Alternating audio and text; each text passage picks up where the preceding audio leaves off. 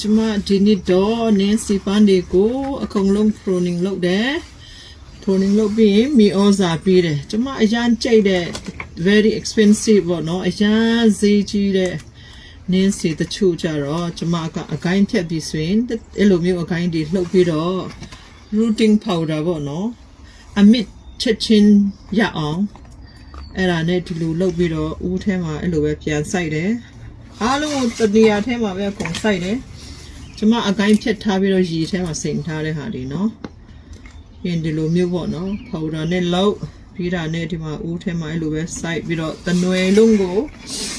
ကျွန်မရဲ့ greenhouse ထဲမှာအဲ့လိုပဲထားတယ်ပြီးရင် September October လောက်မှာဆိုလို့ရှိရင်သူတို့ကအမြင့်ရပြီလေနော်အဲ့ချင်းကြိုင်ရင်ကျွန်မကတခြားဦးဒီမှာလဲပြီးတော့ပြန်ရောင်းတယ်ကျွန်မရဲ့အရန်ကြိတ်တဲ့နင်းစီတွေကတကားလမ်းဝယ်မယ်ဆိုလို့ရှိရင်45 65အဲ့လိုမျိုးဈေးရှိတယ်တော်ဈေးကြီးတယ်နော်ရိုးနင်းစီတွေကြတော့9ချက်နဲ့တောင်ဝယ်လို့ရတယ်အဲ့ဒါတွေကြတော့မလို့ချင်ဘူးဆိုတော့အဲ့လိုမျိုးပဲကျွန်မချိန်တဲ့နင်းစီတွေကိုအကိုင်းဖြတ်ပြီး pruning လုပ်ပြီးဆိုရင်ကျွန်မ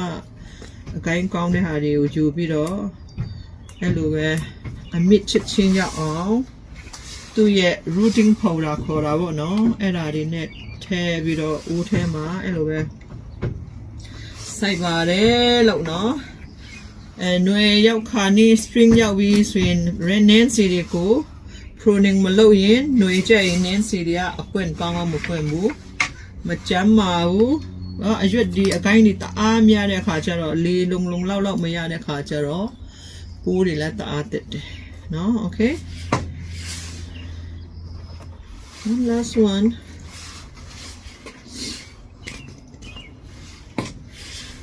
okay ပြီးသွားပြီ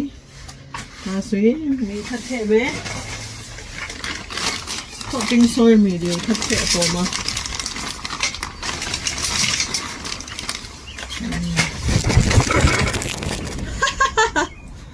ပြီးသွားပါပြီရှင်